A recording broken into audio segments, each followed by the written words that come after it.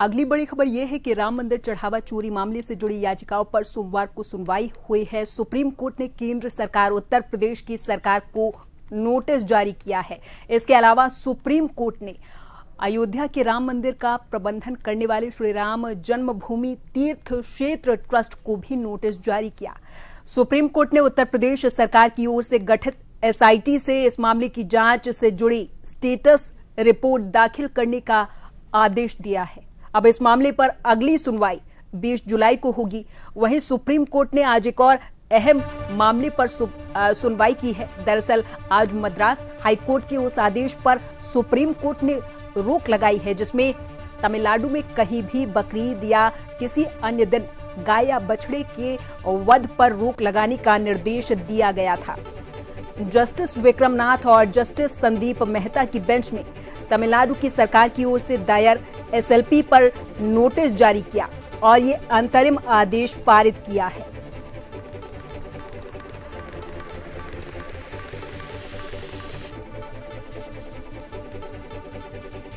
चंदा चोरी मामले पर बद्रीनाथ का मामला भी इस समय सुर्खियों में बना हुआ है। दरअसल बद्रीनाथ चढ़ावा चोरी मामले में पुलिस ने कार्रवाई की है। पुलिस ने बीकेटीसी कमेटी के अध्यक्ष के निजी सचिव आरोपी प्रमोद नौटियाल को देहरादून से गिरफ्तार किया है।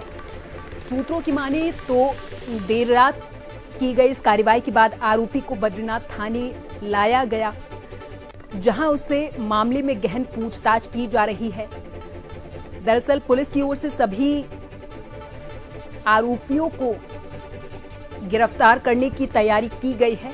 पुलिस की ओर से अभी इस मामले में आधिकारिक जानकारी सामने नहीं आई है।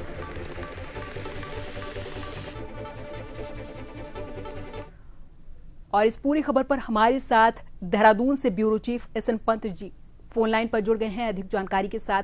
पंत जी, सबसे पहले राम मंदिर चढ़ावा चोरी मामला, उसके बाद बद्रीनाथ चढ़ावा चोरी मामला जिसमें प्रमोद नौटियाल को पहले निलंबित किया गया, उसके बाद गिरफ्तार किया गया। नौटियाल की ओर से यह कहा गया कि समिति के अध्यक्ष का इसमें कोई हाथ नहीं है। नौटियाल ने खुद पर लगे आरोपों को भी इनकार किया है। तो ये जांच किस ओर जा रही है पंत जी? बिल्कुल प्रियंका, आपको बताना चाहूंगा उत्तराखंड के बद्रीनाथ धाम में जिस प्रकार से चढ़ावा चोरी का मामला सामने आया है और उसके बाद उच्च स्तरीय एक 3 सदस्यीय कमेटी का गठन किया गया है, जिसमें आपने देखा होगा कि किस प्रकार से गढ़वाल मंडलायुक्त की अगुवाई में 2 सदस्य और हैं, जिसमें जो चमोली के जिलाधिकारी रहे हैं संदीप तिवारी, उनकी ये कमेटी का एक मेंबर है और साथ ही साथ दूसरे जो अधिकारी हैं वो भी कमेटी के मेंबर हैं। यानी इन 3 सदस्यीय कमेटी की जो टीम है इसकी निगरानी करेगी, परीक्षण करेगी, निरीक्षण करेगी और उसके बाद सरकार को रिपोर्ट सौंपेगी। लेकिन उससे पहले एक बड़ी गिरफ्तारी इसमें हुई है प्रमोद नौटियाल के रूप में। हालांकि नौटियाल ने सभी आरोपों को सिरे से खारिज कर दिया है कि उन्होंने किसी तरीके की कोई चोरी में उनका हाथ नहीं है और साथ ही साथ उन्होंने अपने बद्रीनाथ केदार मंदिर समिति के अध्यक्ष को भी क्लीन चिट दी है। लेकिन ये आरोपी की तरफ से क्लीन चिट है, तो इसीलिए इनकी बातों को गंभीरता से नहीं लिया जा सकता। बहरहाल इसमें जांच का विषय है और आज फिर एक मामला इसमें उछलकर सामने आया है। आरटीआई एक्टिविस्ट विकेश निकी ने सीधे तौर पर कहा है कि जब सरकार इसकी जांच अपने एजेंसी से कराएगी तो दूध का दूध और पानी का पानी नहीं होगा। लिहाजा इसकी जांच सीबीआई से होनी चाहिए ताकि ये पता चल सके कि चोरी या मंदिर में जो चढ़ावे को चोरी किया जा रहा था वो कब से किया जा रहा था, इसमें मिली भगत किसकी थी, क्या बीकेटीसी के मेंबर इसमें इन्वॉल्व थे या फिर पन्ना समाज इसमें इन्वॉल्व था, इसकी पूरी निगरानी होनी चाहिए। ऐसा ना हो कि चोरी किसी और ने की हो और सजा कोई और भुगत रहा हो, तो इसलिए सीबीआई जांच इसको होनी चाहिए। हालांकि सरकार ने सीबीआई जांच की बात को सिरे से खारिज किया है। उन्होंने कहा 3 सदस्यीय दल हमने कमेटी का गठन किया है, वो जो रिपोर्ट देगी उसके बाद उसकी कार्रवाई इसमें की जाएगी। पर पंत जी, जिस तरीके से कार्रवाई को अंजाम दिया जा रहा है, प्रमोद नौटियाल को गिरफ्तार किया गया, समिति का गठन हुआ है, कहीं ना कहीं पुलिस और प्रशासन ये मान रहा है कि चोरी तो हुई है। बिल्कुल, देखिए जब चोरी हुई है जाहिर सी बात है उसके बाद ही गिरफ्तारी हुई है, उसी के बाद ही सस्पेंशन जारी हुआ है। अगर चोरी की शिकायत नहीं आती तो शायद ये कार्रवाई भी सामने नहीं आती।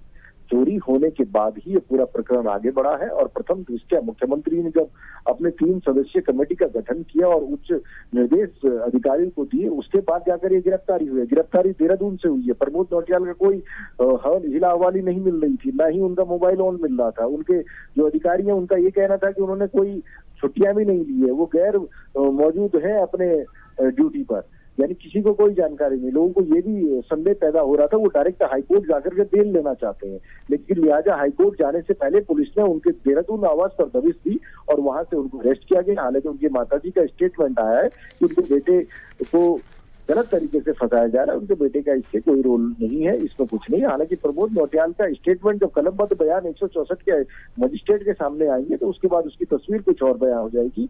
लेकिन इस पूरे प्रकरण में कुछ तो गड़बड़ झाला है, उसके बाद ही कार्रवाई हुई है, उसी के बाद ही कमेटी का गठन किया गया है। बहरहाल अब कमेटी जब आंतरिक स्तर तक जाएगी, उसके बाद इसकी रिपोर्ट जब सार्वजनिक होगी, उसके बाद पता चल पाएगा कि इस पूरे प्रकरण में चंदा जो आता था, चढ़ावा जो आता था, उसकी नोटिंग कहाँ होती थी, उसकी ऑडिट कहाँ होती थी, और जिस तादाद में आता था क्या वो उसी तादाद में संरक्षित रहता था या उससे बीच से वो गायब कर लिया जाता। बहरहाल ये जांच का विषय है। ठीक है, बहुत बहुत धन्यवाद पंत जी, तमाम चर्चा के लिए आप हमारे साथ जुड़े और तमाम जानकारी आपने हमारे दर्शकों तक